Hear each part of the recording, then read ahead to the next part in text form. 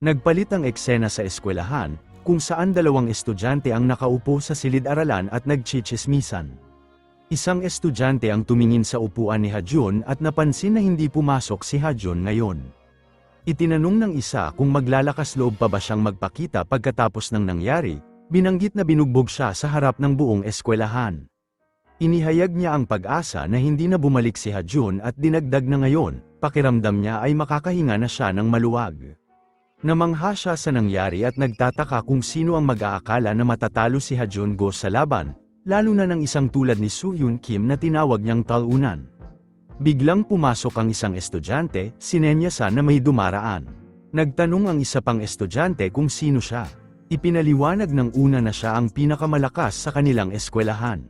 Kinilala nila siya bilang Soo-hyun Kim, ang nakatalo kay Hajun Go sa laban. Inulit ng unang estudyante na siya ang pinakamalakas sa kanilang eskwelahan. Naglakad si Soo-hyun Kim sa pasilyo, iniisip kung paano nauwi sa ganito ang lahat. Makalipas ang ilang sandali, naupo siya sa banyo, hawak ang kanyang bagong card, at sinabi na sa wakas ay mayroon na siyang platinum card, patunay na tinalo nga niya si Hajun Go. Iniisip niya ang lahat ng pagsubok na pinagdaanan niya para makuha ang platinum card, na sinasabing isang antas na mas mataas kaysa sa gold card. Iniutos niyang kunin ang card at nagtataka sa potensyal ng kamanghamanghang card na ito. Sinabi ng card na ito ay isang kick card na nagpapahintulot sa kanya na obserbahan ang ibang tao.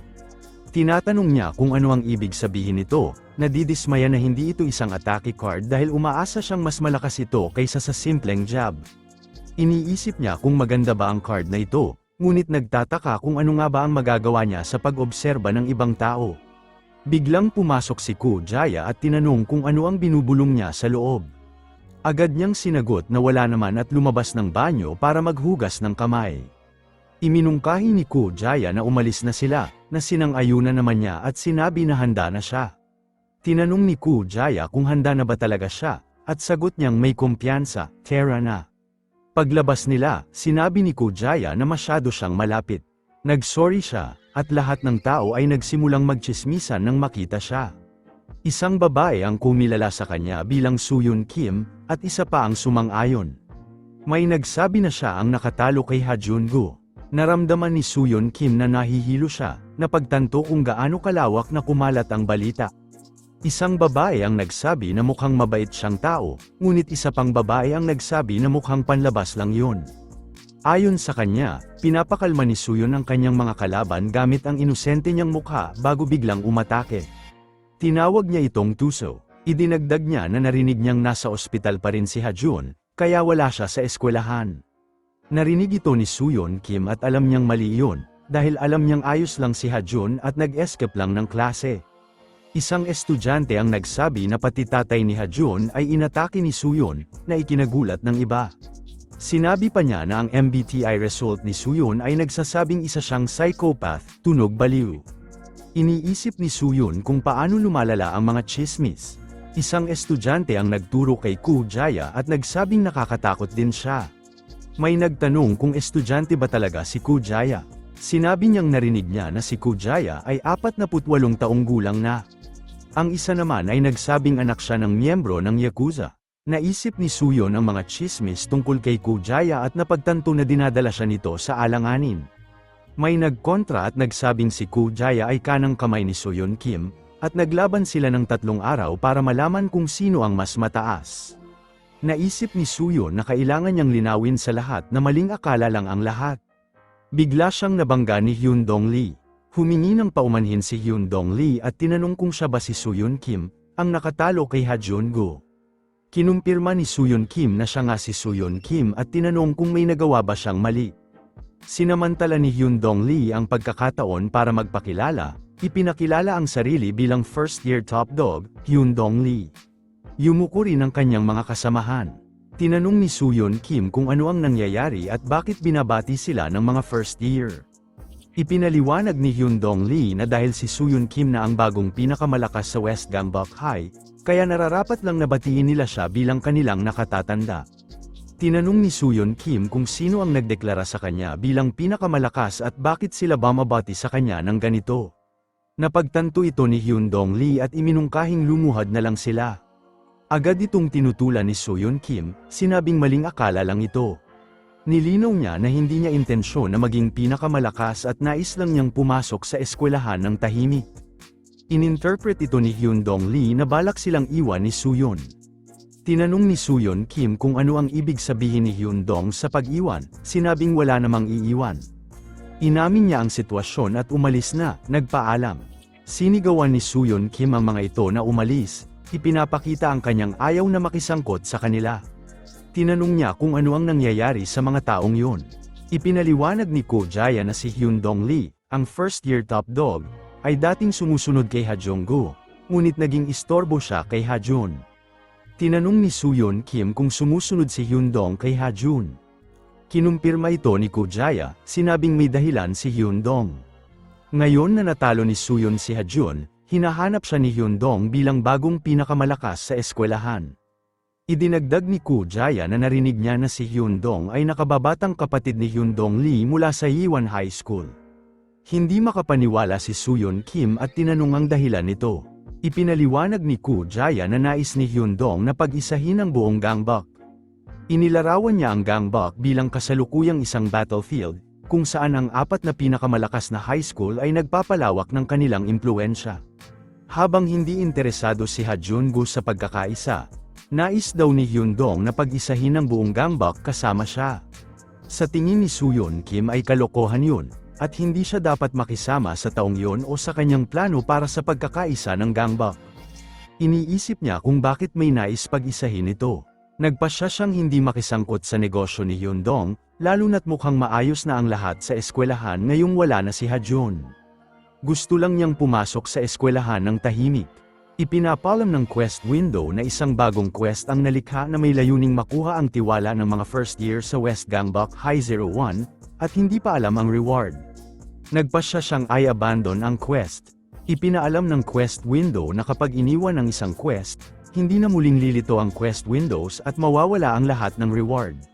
Naisip niya na kahit i-abandon o mab-igo siya sa quest at mawala ang kanyang mga reward, magiging maayos siya kahit sandali.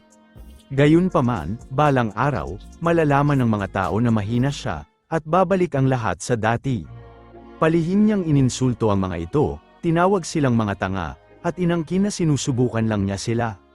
Ipinahayag niya na mula sa sandaling ito, siya na ang mamumuno sa West Gangbuk High. Ipinahayag ni Hyundong ang kanyang intensyon na pag-isahin ang gangbuk. Pinakita niya ang kasiyahan sa mga tauhan niyang masaya, kahit na iniisip niya na hindi naman niya sinabing pag-iisahin niya ang gangbuk at nakakaramdam ng kaba. Naniniwala siyang hindi na ito lalala pa mula dito, at wala ng mga laban, ngunit bigla siyang nagduda, napagtanto na lagi siyang nakakakuha ng quest tuwing nangyayari ang mga ganitong bagay. Pagkaraan ng ilang sandali, naupo siya sa klase, tumingin sa card, at iniisip na hindi pa niya ito nasusubukan gamitin. Wala naman kasi siyang pagkakataon para gamitin ito. Kailangan niyang harapin ang mga first year buong araw. Alam niyang kailangan niya itong subukan balang araw, ngunit sobrang haba ng araw at pakiramdam niya ay zoned out na siya. Lumapit si Karen Vic at tinanong kung ano ang ginagawa niya ngayon. Sabi niya naririnig niya ang mga chismis sa eskwelahan na sinasabi na kinuha na niya ang West Gangbuk High. Itinanggi niya rin ito. Natatawa siya at tinanong kung anong nangyayari, nagtatanong kung bakit siya tinitingnan ng ganon. At sinagot niya na silipin niya ito. Nagtataka, tinanong niya kung anong ibig niyang sabihin at tumigil. Ang quest window ay nag-notify na ginamit niya ang pick sa card niya at ngayon ay tinitingnan niya si Karen Vic. Tinanong niya kung anong nangyayari. Ang quest window ay ipinakita ang strength, speed, potential, endurance, at intelligence ni Karen Vic. Napagtanto niya na ito ang ibig sabihin ng pikang. Nakikita niya ang stats ng kalaban niya, na hindi eksakto sa inaasahan niya pero okay na rin. Napansin niyang mas mababa ang stats niya kaysa sa inaasahan. Hiniling ni Karen Vic na malaman kung anong ginagawa niya, sinasabi na naiirita siya. Inisip niya na mas mahusay na fighter si Karen at iminungkahi na silipin siya habang iniisip kung magagamit niya rin ang abilidad na ito sa sarili niya. Sinampal siya ni Karen at sinabihan na tigilan na yun. Iniisip niya na baka matalo talaga siya ni Karen sa laban at naiintindihan ang iba pang mga stats, pero hindi sigurado sa potential stat. Umalis si Karen sa kwarto, sinasabing aalis na siya. Inisip niya na marahil ang potential stat ay tumutukoy sa nakatagong potensyal ng isang tao sa laban. Pero baka maging mas kapaki-pakinabang ang card na ito kaysa sa inaakala niya. Pagkatapos ng ilang sandali, naglalakad sina Sehyon Kim at Kuzaya kasama si Hyun-dong Lee at ang kanyang mga kaibigan. Nagutos si Hyun-dong Lee na tumabi sila. Sinabi ng kanyang kaibigang itim ang buhok, subukan niyang seluhin ang kamaong ito. Ang kalbong bata ay nagsabi, "Top dog of West Gangbok coming through." Iniisip ni Sehyon Kim na pigilan ito. Lahat ay nakatingin sa kanya ng kakaiba. Tinanong ng isang estudyante kung narinig niya na, at sinabi ng isa pa na papatayin nila ang sinumang lumapit, binanggit na sinaktan pa nila ang principal. Iniisip ni Sehyon Kim na hindi pa siya nakapatay ng kahit sino sa buong buhay niya. Nagyabang si Hyun-dong Lee na masaya ang lahat sa eskwelahan na makita siya, tulad ng inaasahan mula sa bagong leader ng West Gangbok. Tinanong niya kung anong sinasabi ni Hyun-dong Lee at iginiit na walang masaya. Lahat ay nakatingin sa kanya na parang basura siya. Bamulong siya, tinatanong kung bakit ginagawa ito ni Hyun-dong at kung may gustong sabihin, sabihin na at umalis. Sinabi ni Hyun-dong Lee na naiintindihan niya ang ibig sabihin ni Sehyon at binigyan siya ng isang sobra, sinasabing narito na. Ipinaliwanag niya na naglalaman ito ng pera na nakolekta mula sa ibang estudyante noong buwan na yon. Hiningi ni Sehyon Kim na malaman kung bakit binibigyan siya ng pera at bakit duguan ang sobra. Ibinunyag ni Hyun-dong Lee na ang dugo ay mula sa mga first-year students. Mabilis na binawi ni Sehyon Kim ang tanong niya, sinabihang huwag na sagutin yun, at tumalikod kay Kuzaya, tinatanong kung bakit niya tinatago ang pera sa vest niya. Ipinilit niya na ibalik ni Kuzaya ang pera at huwag nilang tanggapin yun. Iginigiit ni Hyun-dong Lee na hindi sapat yun. Sa akala niya, si Sehyon ay isang tao na may ibang kalibre, at tataasan niya ang bayad na kinukolekta mula sa mga estudyante. Nagprotesta si Sehyon, sinasabing hindi yun ang ibig niyang sabihin, at nagtataka kung anong problema ng mga ito. Pinakiusapan niya sila na umalis na doon, iniutos ito. Nagtaka siya kung anong problema ni Hyun-dong at nagdesisyon na silipin ito. Ipinakita ng quest window ang mga abilidad ni Hyun-dong Lee, na biglang nagpapahiya kay Sehyon nang hindi maipaliwanag na dahilan. Napagtanto ni Sehyon Kim na isang ganap na thug si Hyun-dong at hindi siya dapat masangkot dito. Tinawag niya si Hyun-dong at tinanong kung saan ito pupunta, kumbinsido na anuman ang gusto nito sa kanya, magdudulot lang ito ng problema. Ipinaliwanag ni Hyun-dong na kailangan niyang dumalo sa kanyang inaugurasyon bilang bagong leader ng West Gangbok High. Bumalik si Sehyon Kim at tinanong tungkol sa inaugurasyon. Ang quest window ay nag-notify na may bagong main quest na available, dumalo sa inaugurasyon ng leader. Inamin ni Sehyon na dapat siyang dumalo sa inaugurasyon bilang bagong leader ng eskwelahan. Pinuri siya ni Hyun-dong Lee, sinasabing ang cool niya, at ipinahayag ang sarili bilang top dog ng West Gangbok, handang harapin ang sinumang kalaban. Pagkatapos ng ilang sandali sa isang silid-aralan, lahat ay sumisigaw ng Gangbok Unite at yumuko. Sinabihan ni Kuzaya na mag-relax ang lahat. Tumayo si Sehyon Kim at pinayuhan na huwag silang pagsilbihan, sinasabing tapos na ang seremonya ng inaugurasyon. Pagkatapos ay inihayag ni Hyun-dong na kailangang mabrief si Sehyon at nagpakita ng mapa. Pumayag si Sehyon, pero hiniling na bilasan na ito, nagtataka kung kailan nila inihanda lahat iyon. Ipinaliwanag ni Hyun-dong na ang Gangbok ay kasalukuyang war zone. Tinanong ni Sehyon kung paano niya nalaman iyon. Ipinaliwanag ni Hyun-dong na si Yuhan Seyang, na dati ay pinag-isa ang buong Gangbok, ay sumuko sa kanyang posisyon, na nagdulot ng all-out turf war. Sinabi ni Sehyon na hindi siya nakikinig, pero nagpatuloy si Hyun-dong, binanggit na ang East Gangbok High, na pinamumunuan ng isang reckless na leader, ay wala sa kontrol, at may mga chismis na kumikita siya ng pera sa pamamagitan ng pananamantala sa mga tao. Nagpatuloy siya, binanggit ang South Gangbok High. Sila ang kabaligtaran ng East High, binubuo ng grupo ng mga model students, at ang kanilang leader ay mabait din. Gayunpaman, ang grupo na yon ay nagpapatakbo rin ng negosyo, kaya marahil may nangyayari pa sa kanila. Binibigyang diin niya ang kahalagahan ng pagpapasiguro na hindi maaga ng ibang grupo ang West Gangbok High. Tinanong ni Sehyon Kim kung bakit hindi na lang nila pabayaan ang mga iyon na kunin ito at bakit kailangan nilang pag-isahin ang Gangbok sa unang lugar. Nagtaka siya kung aatakihin sila dito, pwede naman nilang tawagin ang pulis. Sinabihan ni Kuzuya ang isang tao na kumuha ng tubig para sa kanya. Tinanong niya kung hindi ba sila pwedeng magkaayos na lang, at kung desperado ba siyang masangkot sa turf war. Tumugon si Hyan Dong-lee sa mungkahi ni Sehyon na magkaayos, sinasabing malamang hindi posible yun.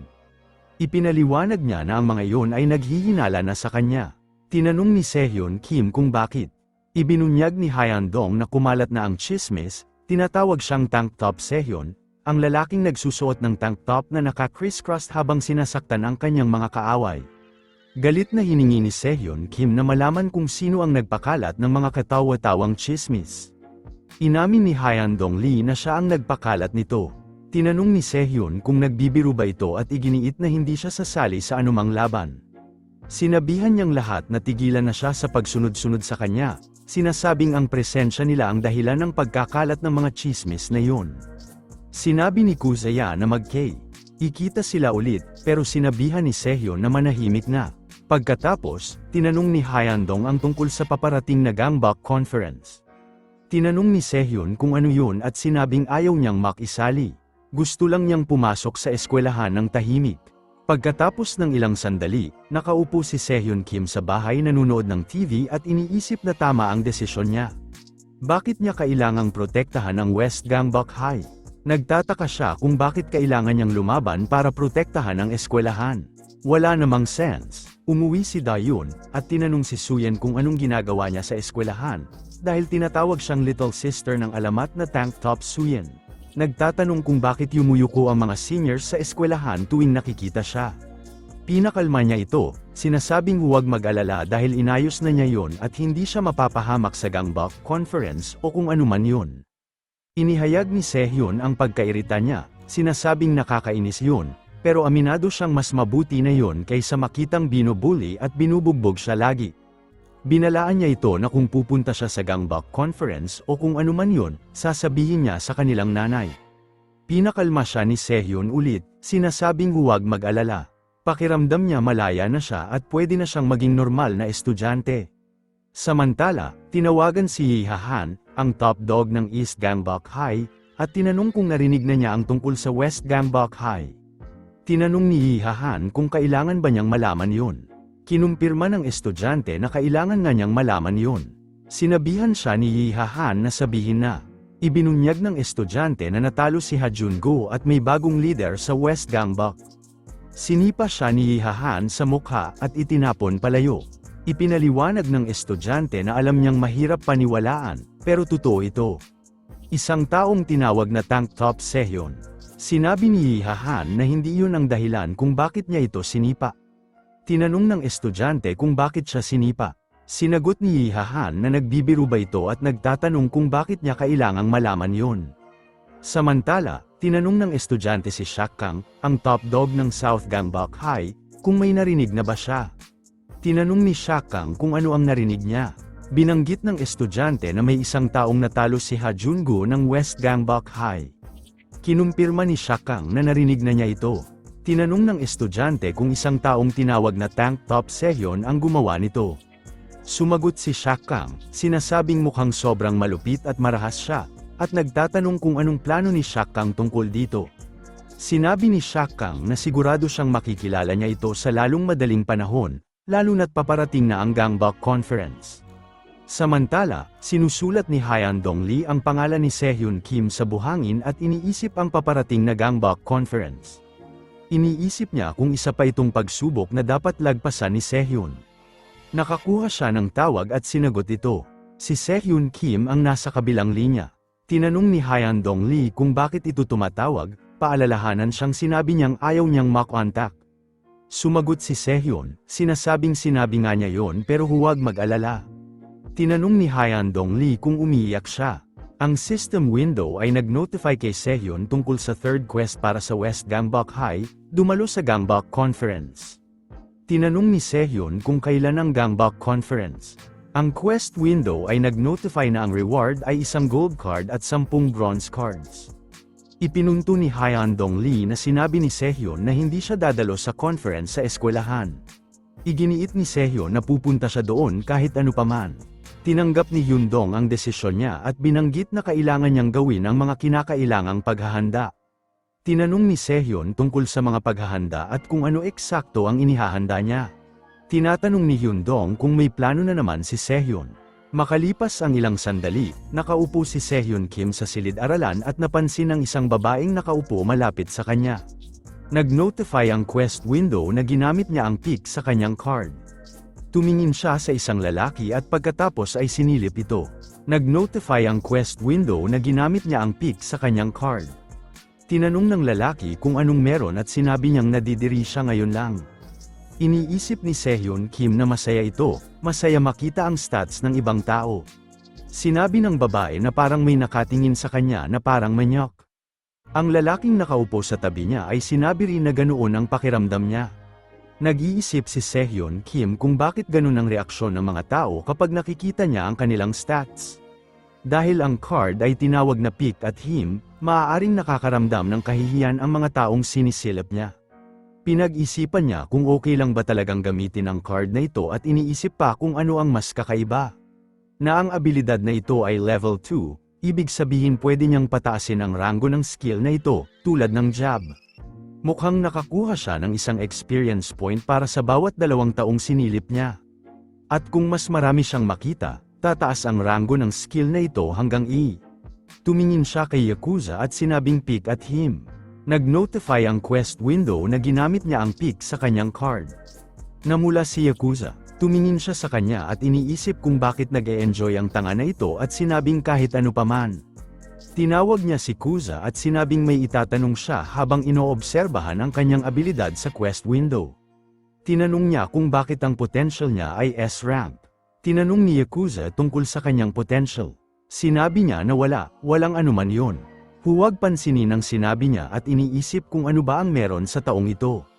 Pagkatapos umalis sa eskwelahan, binanggit ni Yakuza na ngayon ang araw ng Gangbok Conference. Sumagot si Sohyun Kim na kung hindi dahil sa mga 11 cards na yon, hindi siya pupunta. Tinanong ni Yakuza tungkol sa mga cards. Sumagot si Sohyun Kim na walang anuman yon, at iniisip na kailangan lang niyang dumalo sa conference para makumpleto ang quest, dahil ginagawa lang niya ang mga quest na ito dahil addicted na siya sa pagtanggap ng reward. Nagpasalamat siya kay Yakuza sa pagsama sa kanya. Tinanong ni Yakuza kung may plano ba siya. Sumagot si Sohyun Kim na pupunta lang siya sa conference at tatakbo agad pagkatapos nito. Iniisip niya na sinabi ni Hyundong na magkakaroon ng mga dumalo mula sa East, South, at North Gangbok High. Sinabi ni Yakuza na umaasa siya na walang mangyayaring masama sa conference. Iniisip niya na nakakatakot ang mga tao doon. Huwag niya silang galitin. Sinabi ni Yakuza na mukhang hindi yun posible. Tinanong niya kung bakit. Sinabi ni Yakuza na tumingin siya sa harap niya. Bumaba ng yuko si Hyundong Lee kasama ang kanyang mga tauhan at sinabing greetings. Sinabi ni Sohyun Kim na wala na siyang lakas para magalit pa at tinanong kung ano na naman ang ginagawa nila. Ipinaliwanag niya na ang Gangbok Conference ay kung saan nagtitipon ng mga lider ng bawat high school sa Gangbok District, at inihanda ni Hyundong ang kanilang mga tauhan sakaling may mangyaring masama. Tinanong niya kung bakit nila ginagawa iyon. Ipinaliwanag ng isang estudyante na sila ang pinakamahusay na mga mandirigma sa unang taon, at voluntaryo silang sumali.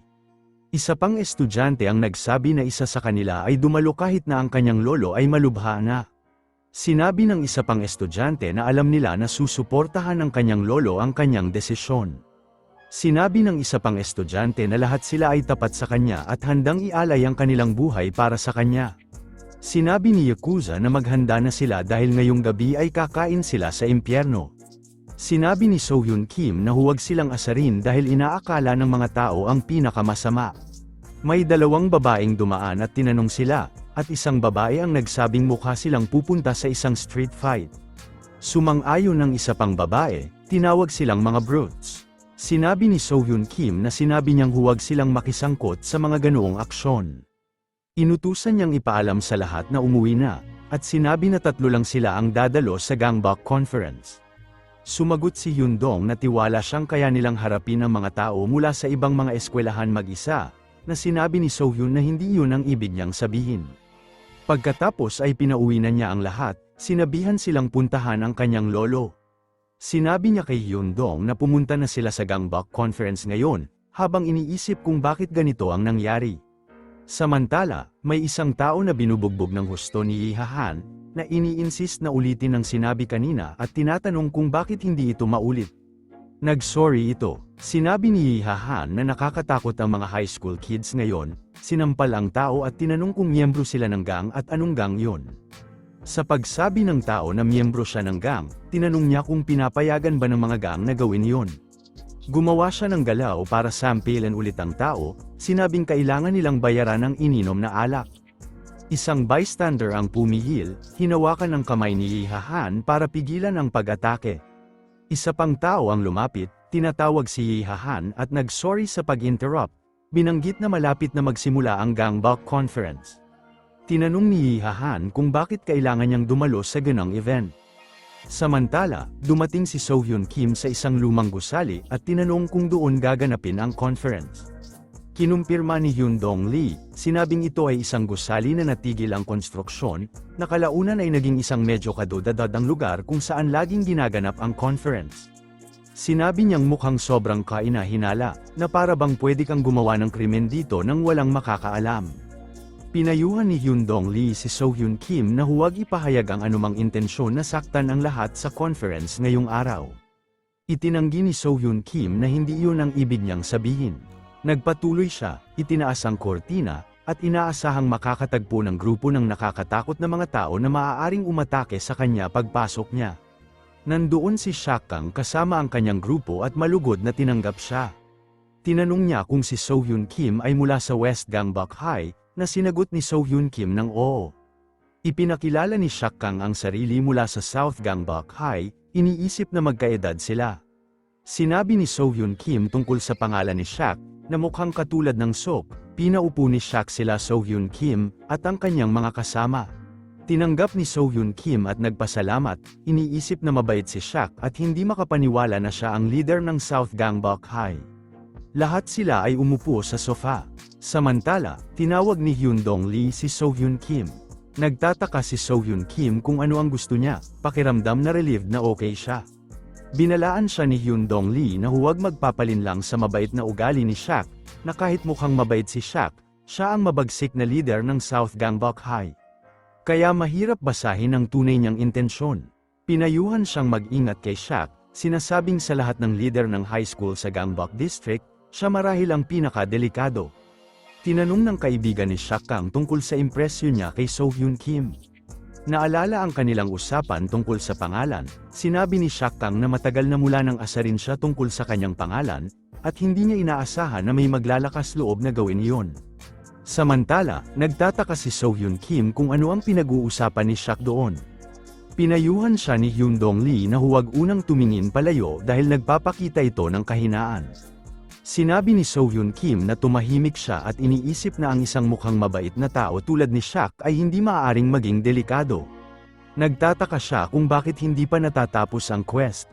Kailangan niyang makuha ang kanyang 10 bronze cards at sabik siyang malaman kung anong mga abilidad ang makukuha niya sa pagkakataong ito at kung kailangan pang dumating ang mga tao mula sa ibang mga eskwelahan. Tinanong ni Shakang kung nagwa-warm up na siya, na sinagot niya ng hindi. Iniisip kung kailan darating ang mga leader mula sa North at East Gangbok High. Dumating si Lee Ha-han kasama ang kanyang gang, itinataas ang kortina at binabanggit na dapat nila itong pinunit. Pagkakita kay Shakang, binanggit niya na nandito rin ang tanga. Sumagot si Shakang, sinabing bastos yun, akala niya magkaibigan sila. Samantala, iniisip ni So-hyun Kim na malinaw na delikado ang taong yun at mukhang ganap na siga. Nagtataka siya kung ang bagong dating ay mukhang tipong taong nanakawan siya ng kasintahan. Nag-notify ang quest window na tapos na ang quest, at bilang reward, nakatanggap siya ng 1 gold at 10 bronze cards. Na-realize ni So-hyun Kim na natapos na niya ang quest at nagpa siya na oras na para umuwi para kunin ang kanyang mga cards. Tumayo siya at sinabi sa kanyang mga kaibigan na dapat na silang umalis. Iniisip kung anong mga abilidad ang makukuha niya sa pagkakataong ito at kung saan niya dapat buksan ang mga cards para makuha ang magagandang cards. Hinawakan siya ni Lee Ha-han sa leeg, hinihingi na malaman kung saan siya pupunta at sinabing naroon lang siya dahil sa kanya. Ipinakilala siya bilang So-hyun Kim, ang top dog ng West Gangbuk, at binanggit na narinig niyang tinalo niya si Ha-jun-gu. Hamon siya na subukan siyang talunin din. Ngumiti si So-hyun Kim pabalik sa kanya. Tinanong siya kung iniisip niyang nakakatawa ito. Iniisip ni So-hyun Kim na ito ay isang typical na quest trigger. Kung tutugan siya dito, lilito ang isang quest, sinasabing labanan ang tanga na ito. Naaalala niya ang isang memorya nung kasama niya si Ha-jun, at lumitaw ang quest window, sinasabing lumaban sa kanya. Iniisip niya na, pagkatapos ng lahat, yun nga ang nangyari kay Ha-jun-gu, at ayaw niyang labanan ang taong ito. Kaya, para maiwasan ang paglitaw ng ganitong quest, wala siyang gagawin. Sinabi niya, amazing. Ang miyembro ng gang ni Shak Kang ay nagsabi na hindi lamang niya pinatulan si Ha-han, kundi hindi rin siya natatakot dito. Sumang-ayon si Shak Kang, tumingin kay So-hyun Kim at tinanong kung ano ang nangyayari sa blankong ekspresyon sa kanyang mukha. Nagspekula siya na malamang naghahanap si So-hyun Kim ng mahina puntos ni Ha-han. Sinabi ni Shak Kang na oo, naniniwala siya, at inaakala niyang totoo ang mga chismis tungkol sa kanya. Binanggit niya ang tank top So-hyun ng West Gangbuk, na sinabing napaka-brutal na kahit ang mga miyembro ng pamilya niya ay gagamitin niyang hostage para makuha ang gusto niya at harapin si Ha-han. Sa pinakamahusay, matatapos ang laban sa tabla. Sinabi niya na hindi niya maaaring sayangin ang pagkakataong ito. Pagkatapos nilang maglaban at mapagod, aatakihin nila silang dalawa. Tinitigan ni So-hyun si Ha-han. Sinabi niya na ito ang unang pagkakataon na may nag-provoke sa kanya ng ganito.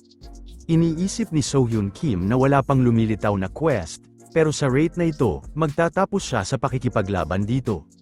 Isang miyembro ng Yihagang ang pumagitna at sinabing kailangan niyang tumigil. Nagalit siya at sinampal ito sa mukha. Tinawag siyang idiot narc sa lakas ng loob niyang kausapin siya. Sinabi niyang nandito si Shak Kang.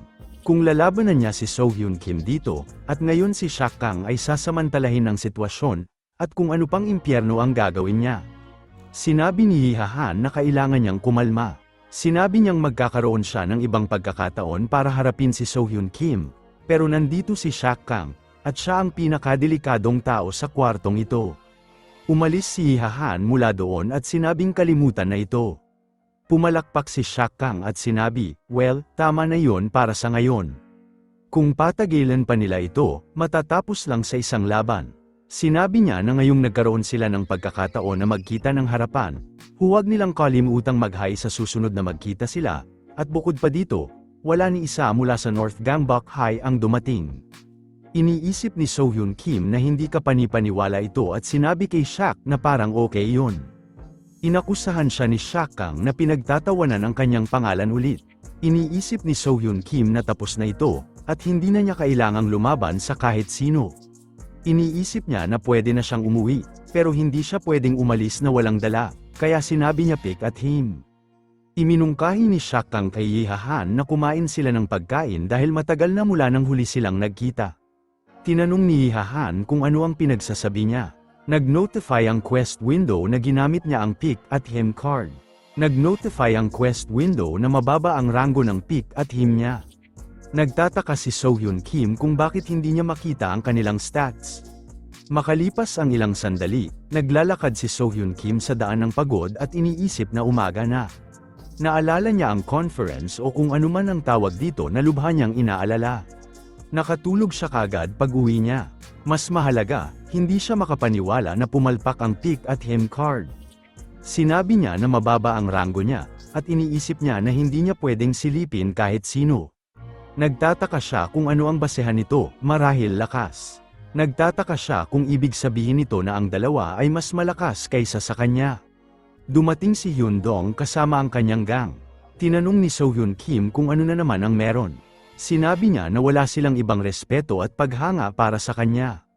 Sumagot si So-hyun Kim na nasabi na yon sa kanila.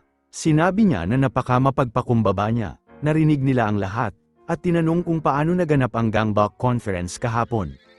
Tinanong ni So-hyun Kim kung ano ang ibig niyang sabihin. Binanggit niya si Ha-han, ang top dog ng East Gangbuk High.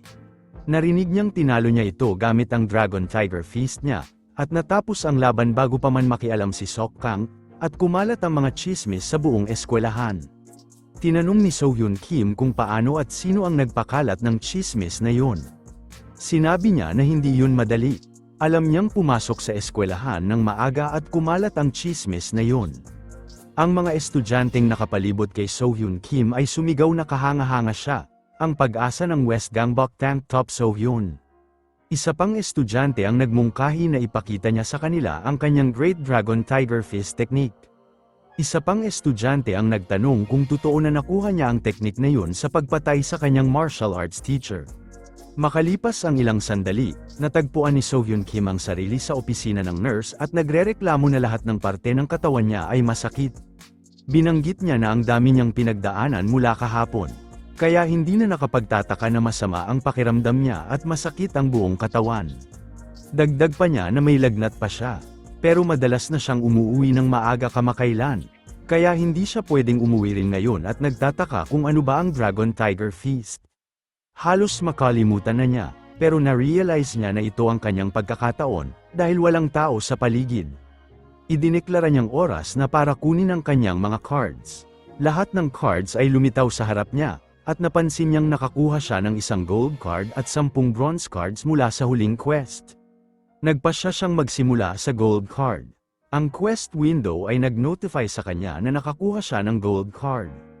Ang gold card ay nagpapakita na ang normal card ay ang card master, na nagpapahintulot sa gumagamit na mag-combine o mag-disassemble ng mga cards upang makakuha ng mas mataas o mas mababang rank na cards. Nagtataka siya kung maaari niyang i-combine at i-disassemble ang mga cards, at kung parang video games lang ito kung saan maaari niyang i-combine at i-disassemble ang mga materials at bagay. Kinuha niya ang lahat ng bronze cards, at ang quest window ay nag-notify na nakuha niya ang 10 bronze cards. Ipinakita ng window ang lahat ng 10 cards sa kanya. Napansin niya na ang Leap of Strength lang ang kapaki-pakinabang, pero sinasabi nito na babawasan nito ang kanyang intelligence ng 3 levels kapalit, at sa tingin niya hindi niya kayang mawalan pa ng brain cells sa puntong ito. Gayunpaman, nagdesisyon siyang itago ito para sa anumang pangangailangan. Sinabi niya na ang iba ay pangkaraniwan lamang, kaya kinambay niya ang bronze card na Hit Those Low Notes sa isa pang bronze card, Lesser What's That Smell. Ang quest window ay nag-notify sa kanya na ginamit niya ang card master card at nakakuha ng silver card sa pag-combine ng dalawang bronze cards. Naalala niya ang lumang silver card, Boxing Straight Punch, at nagbitaw ng suntok. Ang quest window ay nag-notify na nagbitaw siya ng straight punch. Sa tingin niya, masaya ang pag-combine ng cards at binanggit na sinabi ng kanyang ina na huwag siyang susubok ng sugal. Iniisip niya kung gaano ito kakaiba at sinasabing technically, hindi ito sugal, pero nagbibigay ito ng kakaibang thrill sa kanya. Aminado siyang parang sugal nga ito at nagdesisyong subukan ng 4 na cards. Ang quest window ay nag-notify na ginamit niya ang card master card at nakakuha ng 2 silver card sa pag-combine ng 4 na bronze cards. Ipinakita ng quest window ang mga cards at ang kanilang mga detalye. Hawak ang mga cards, sa tingin niya walang silbi ang mga ito. Hindi siya nagbabalak maging pro athlete o anuman. Nagdesisyon siyang hindi ito magamit at huwag sayangin ang silver cards, at itago na lang ang 2 ito para sa anumang pangangailangan. Iniisip niya kung makakakuha siya ng pangit na gold card at nagdesisyong huminto habang nasa unahan pa siya. Pagkatapos, sinite niya ang sarili, nagtatanong kung bakit siya nagiging duwag at pinaalalahanan ang sarili na maaaring makakuha siya ng amazing gold card. Aminado siyang ayaw niya ng sports at ayaw niyang pagpawisan, kaya kahit itago niya ang mga ito, hindi niya gagamitin. Ang quest window ay nag-notify na ginamit niya muli ang card master card. Ipinahayag niyang all-in na siya. Ang quest window ay nag-notify na nakakuha siya ng gold card sa pag-combine ng 4 na bronze cards. Tinanong niya kung lumabas na ba ang bagong card. Ipinakita ng quest window ang trigger card, na nag-notify na may magandang mangyayari sa gumagamit tuwing matatamaan ng hanggang 5 beses. Iniisip niya na ito ay card para sa laban.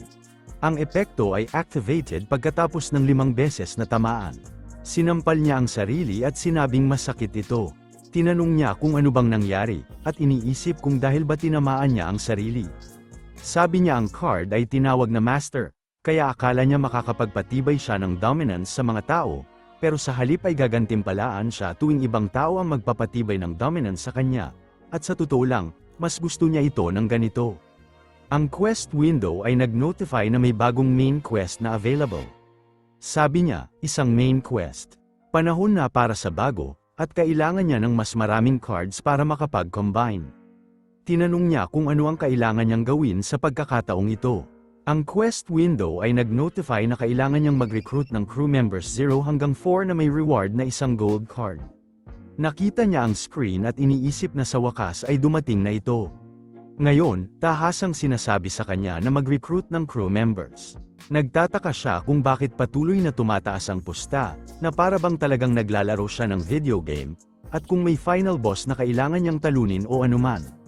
Iniisip niyang iba itong quest kumpara sa mga dati niyang nakuha, at iniisip kung mahirap bang mag-recruit ng crew members. Nagpadala siya ng mensahe kay Kuzuya at tinanong kung gusto niyang sumali sa kanyang crew. Pumayag si Kuzuya. Ang quest window ay nag-notify na sumali si Gakyayang sa kanyang crew at recruited crew members 1/4. Sa tingin niya mabilis iyon. Ang dali ng main quest na ito. Dumating si Hyundong na may dalang gamot at tinanong kung ayos lang ba siya.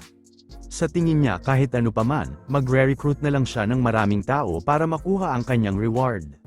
Kumaway siya kay Hyundong at sinabing mas mabuti na ang pakiramdam niya. Tinanong kung tinutukoy ba ni Hyundong ang pagbisita niya sa nurse's office kanina, at kung gusto rin ba nitong sumali sa kanyang crew. Nagulat si Hyundong at nahulog ang gamot na dala, at sinabi na sa wakas ay nagbuo na siya ng crew para pag-isahin ang buong gangbang. Lumuhad si Hyundong at sinabing patawarin siya sa kawalan ng respeto at hayaan siyang magpakilala ng maayos. Iniisip ni Sehyon Kim kung okay lang bang mag-recruit ng kahit sino, at paano kung magkaroon siya ng problema dahil sa haphazard crew na nabuo niya, na napagtanto niyang mali ang kanyang paraan. Sinabi ni Hyundong Lee na tatawagin niya siyang boss mula ngayon.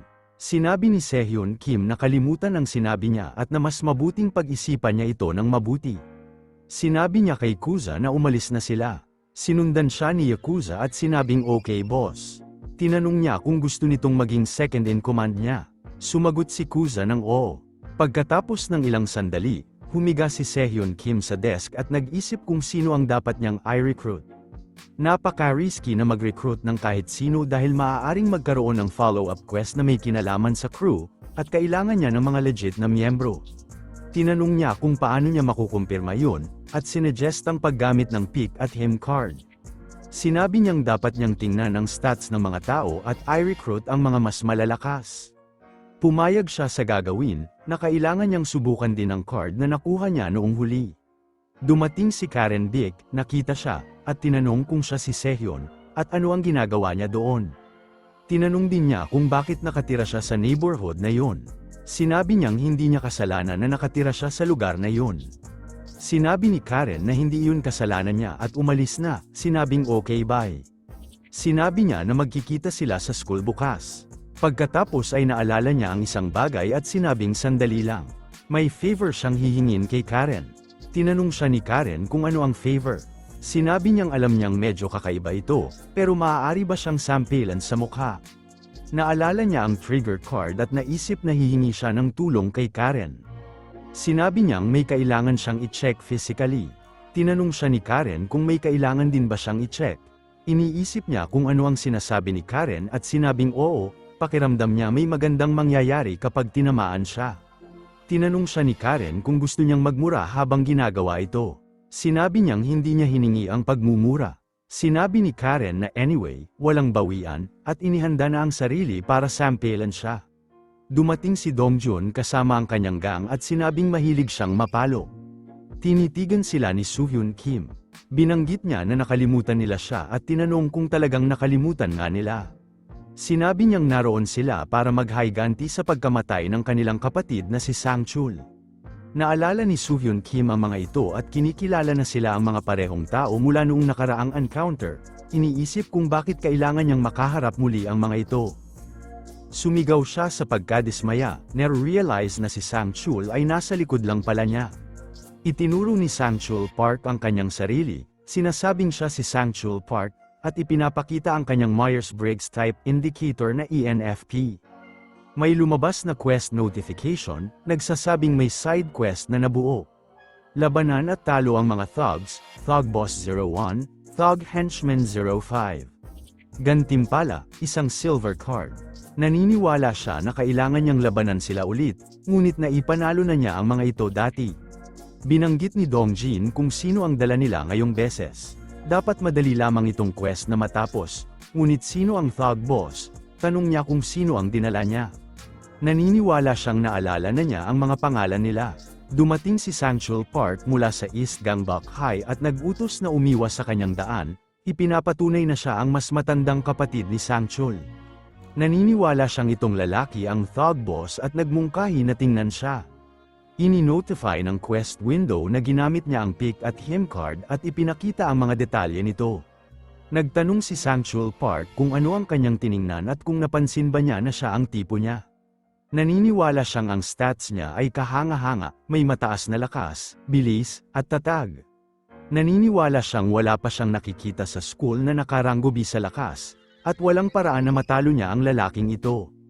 Iniutos ni Sangchul Park na umalis sa daan.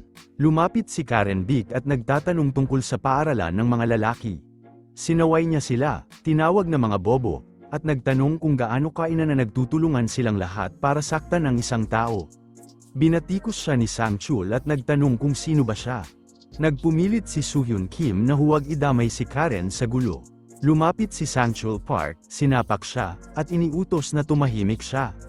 Bumanggit siya na naririnig niya na si Soohyun ay ang top dog ng West Gangbuk, ngunit tila isang kawawang bata lamang sa kanya.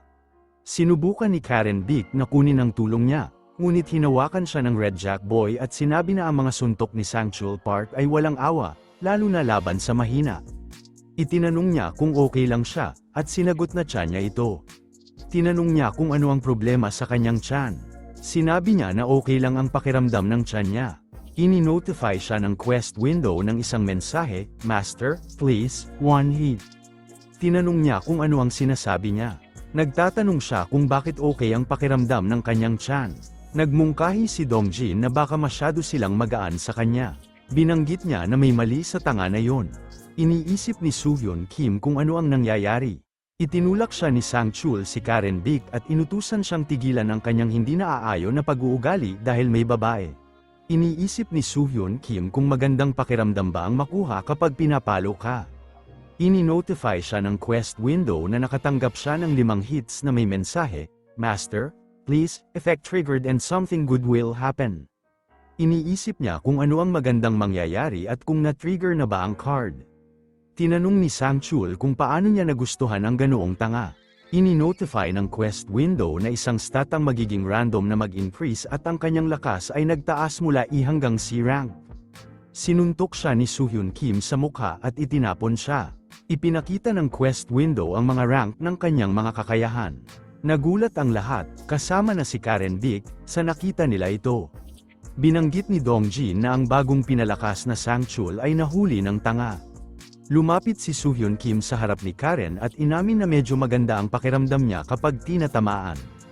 Tinawag siya ni Karen na tanga at weirdo at tinanong kung gusto niya ng ganong klaseng pambubugbog. Iniisip niya kung kaya niyang talunin ito. Sinabi ni Sanghyuk Park na siya na ang hihit sa kanya kahit ilang beses pa. Naniniwala siya na ngayon sila ay parehong nasa parehong laro. Nagmungkahi si Sanghyuk Park na gawin ito, thank Top Soohyun. Ipinapahayag ng quest window na ang side quest ay nagsisimula. Lahat sila ay umaatake, sinasabi nila na hindi na nila matiis ito at tinatanong kung paano siya magtatanong na masaktan si Sangchul ulit. Umaatake si Soohyun kay Dongjin sa mukha. Ini-notify ng quest window na nagbitaw siya ng jab. Iniisip niya na masyadong marami sila at kailangan niyang makipaglaban sa isang makipot na eskinita tulad ng ginawa niya noon. Sana'y ang jab na yun ay makapag-divert ng pansin nila sandali habang tumatakbo siya palayo. Binanggit ng Blue Tie Boy na hindi makapaniwala. Mas malakas ngayon si Dongjin kaysa noon at oo, siya ay bumagsak pagkatapos ng isang suntok lang. Hinawakan nila si Dongjin, na walang malay, umiiyak at sinabihan siyang lumaban para makatayo. Iniisip ni Soohyun Kim na na-knockout siya ng isang suntok at kung ito ba ang lakas ng Master Please card. Tinawag niya si Karen at sinabihan na itago ang kanyang mga mata. Nagtanong siya tungkol sa kanyang mga mata. Sinabi niya na isang tulad niya ay hindi dapat makakita ng ganitong karahasan. Pumalakpak si Sanghyuk Park at binanggit na hindi masama sa lahat. Ngayon, mukhang nag-umpisa na ang bagay na interesante. Ini-observe ni Soohyun Kim ang mga rangkang ng kanyang mga kakayahan sa loob ng quest window. Tinawag siya ni Sanhil Park na Tank Top Soohyun at nagsimula ng atake. Hinahamon siya na tingnan kung sino ang magwawagi. Iniisip ni Soohyun Kim na sa kanyang kasalukuyang lakas, may magandang pagkakataon siyang manalo at binayo ito ng suntok. Nagpapahiwatig ang quest window na itinapon niya ang isang tuwid na suntok at bumaba ang kanyang lakas mula C hanggang E rank. Binanggit ni Sanhil Park kung natamba si Soohyun Kim sa ganoong kaina na suntok. Iniisip niya kung bakit biglaang bumaba ang kanyang lakas at pinagtatakahan kung dahil ba hindi siya tinamaan ng suntok sa mahabang panahon. Naiisip na ang counter para sa mga suntok ay bumaba sa 4. Kumokonklusyon siya na bumaba ang kanyang lakas dahil hindi siya nakatanggap ng 5 suntok at nagtatanong kung bakit ang pag-increase ng stat ay napakasaglit lamang. Ini-assure niya ang kanyang sarili na okay lang. Kailangan niya lang muling tamaan at isang suntok na lang, 5 suntok na siya ulit. Sinuntok siya ni Sanhil Park at binanggit na gaano siya kaina. Nakakapagtaka na kahit na binugbog siya ng husto, hindi pa rin na-trigger ang epekto. Nag-request si Soohyun Kim ng timeout, nag-iisip kung bakit na-trigger ang epekto noon, pero hindi ngayon at kung may espesyal na requirement na kailangang matugunan niya para ma-trigger ito. Lumapit si Sanhil Park, sinasabing hindi naghihintay ang oras para sa kahit sino. Si Soohyun Kim ay nag-aalala dahil baka masaktan si Karen kung matalo siya. Pumapagitna si Karen Vic, sumasalungat kay Sanhil Park, at ina-assist si Soohyun. Sinigurado ni Sanhil Park na maghintay siya, sabay sabing mag-e-enjoy sila pagkatapos niyang tapusin si Soohyun. Natatakot si Karen na masaktan si Soohyun kaya tinatawag siya nito. Ang bintana ng quest ay nagpapakita na kailangan ni Master Please ng 5 suntok para sa magandang nangyari. Sinuntok ni Soohyun siya sa mukha at napansin na mas malakas ang suntok niya bigla. Inabisuhan siya ng bintana ng quest na ang kanyang lakas ay umangat sa C-rank at nag-deliver siya ng straight punch. Pinasalamatan niya si Karen, natutunan kung paano niya nagawa ang 5 suntok at kumain ng isang bean. Inabisuhan siya ng bintana ng quest na ginamit niya ang isang hilang bean. Linawin ni Soohyun na hindi dahil sa kanyang pagmamahal sa sarili ang dahilan, kundi dahil sa hiya na nadama niya kapag binugbog siya sa harap ng babae. Na-reflect niya na ngayon ay naiintindihan niya na yun ang dahilan.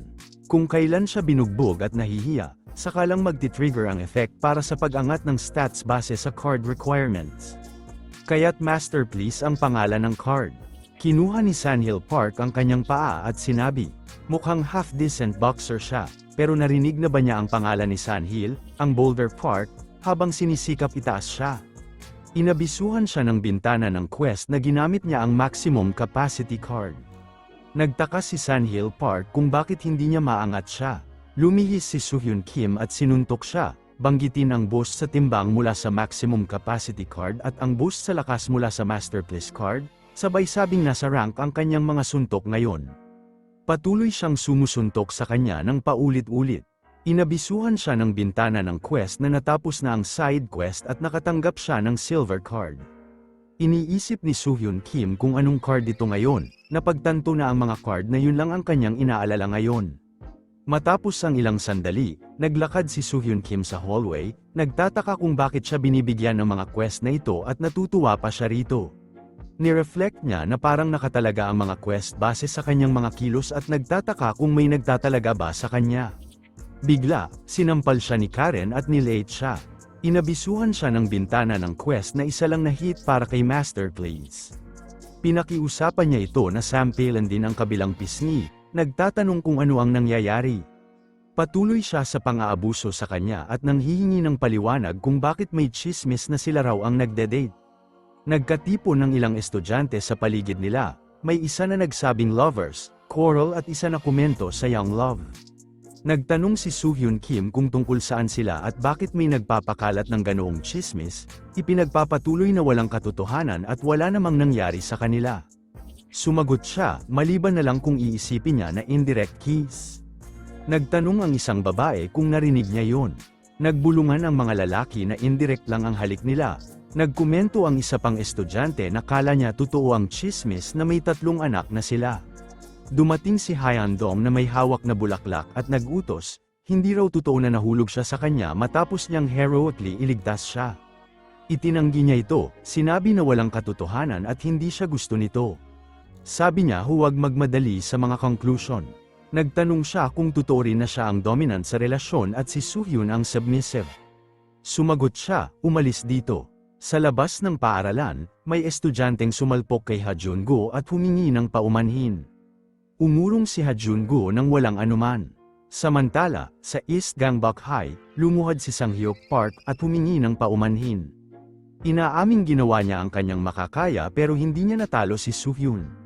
Kinumpirma na ang mga usap-usapan tungkol kay Tank Top Soo-hyun ay tama lahat. Ipinaliwanag niya na nagpapanggap siyang mahina.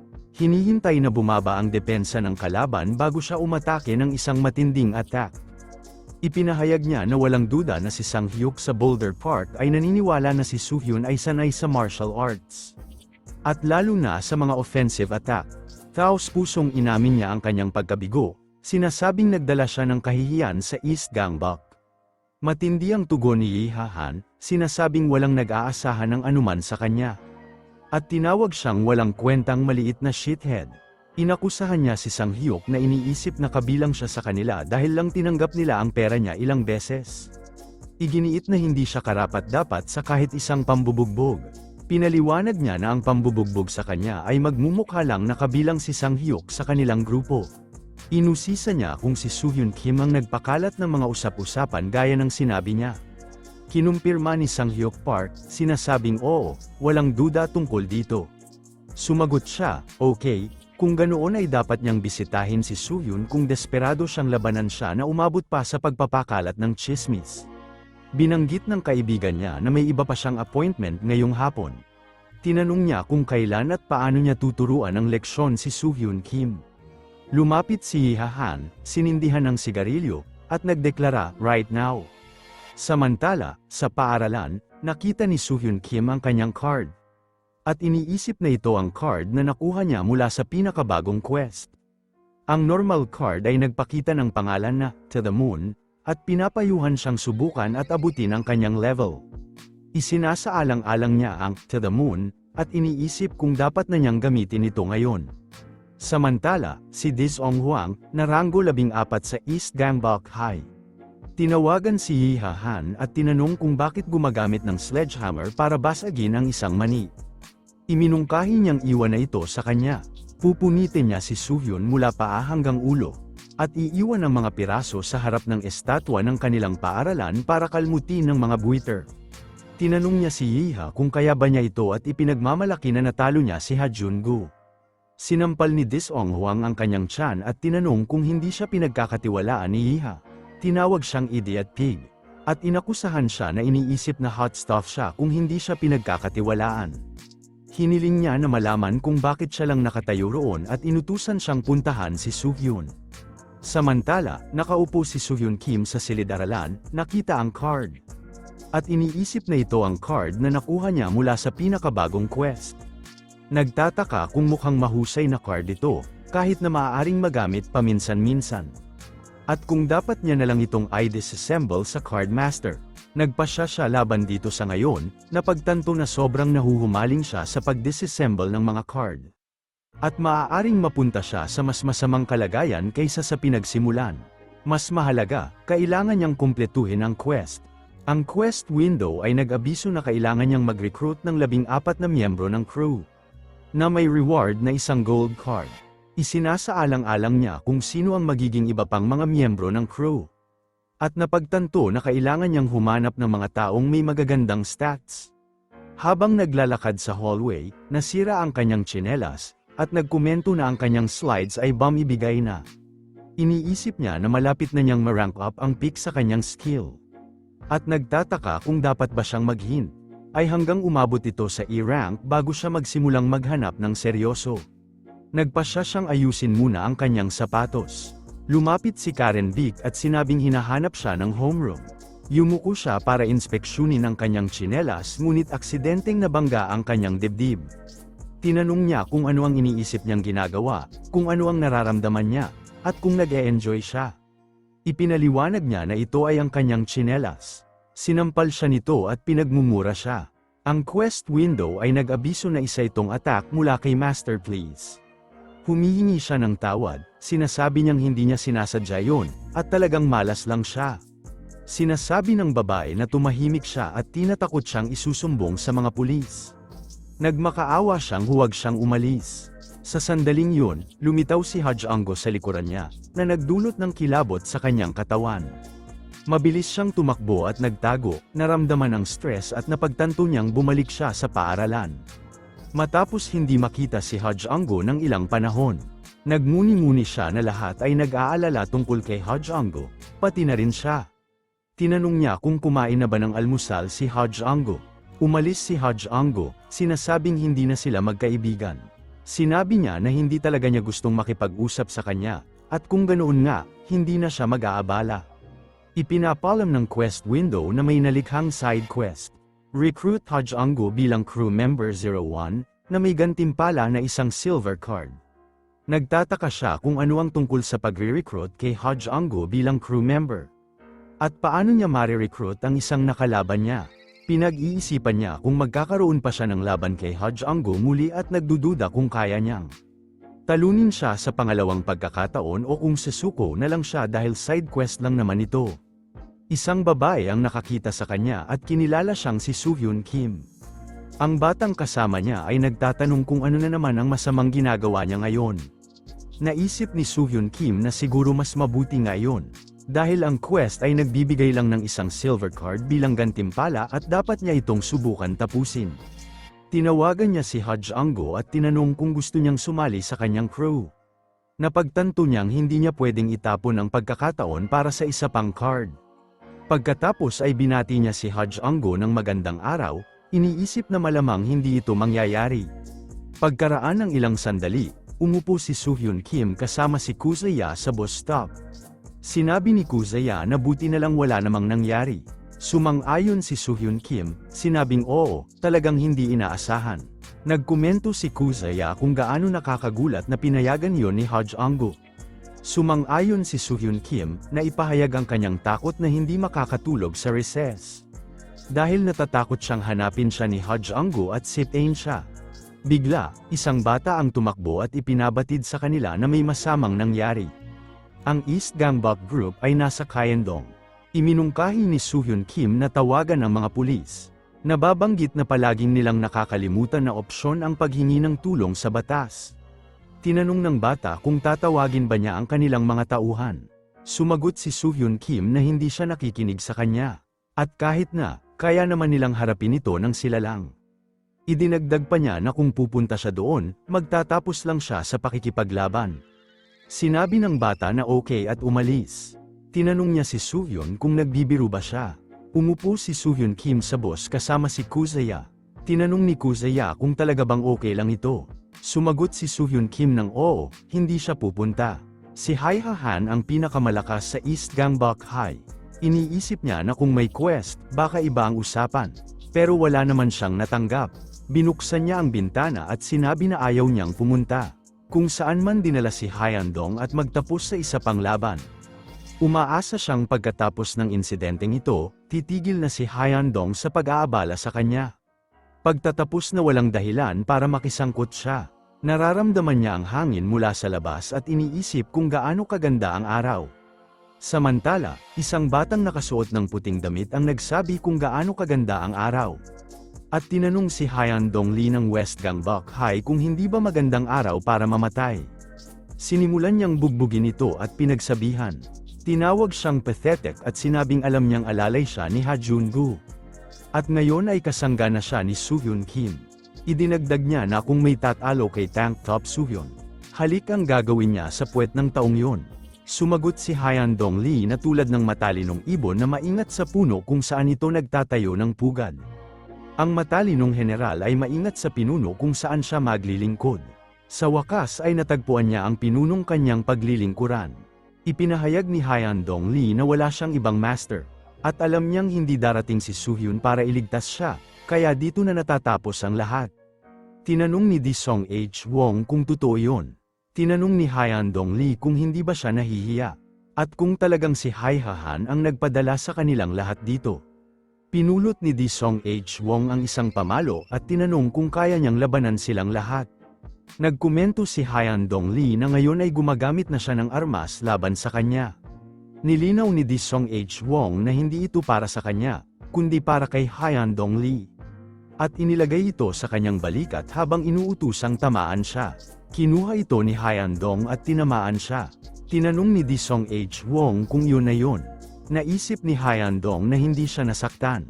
Sinipa siya ng batang nakaputing damit at inutusan siyang huwag lang tumayo dyan. Tinanong niya kung hindi ba niya kilala si Di Song H. Wong. Sinabing siya ay rank 14th sa East Gangbok High, na nangangahulugang siya ang ika-14 na pinakamalakas na mandirigma nila. Umalis siya, sinasabing iiwanan ang natitira sa iba. Lumapit ang batang nakaputing damit upang atakihin siya, sinasabing tapusin na natin ito. Naisip ni Hyan Dong-lee si So-hyun, humihingi ng tawad sa lahat ng bagay at sa palaging pag-aabala sa kanya. Sa sandaling yon, dumating si So-hyun Kim at sinuntok siya. Ipinapakita ng quest window na nagbigay siya ng straight punch. Nagulat ang lahat na makita ito. Tinanong ni So-hyun Kim kung paano siya naglalakas loob na lagi siyang inisin.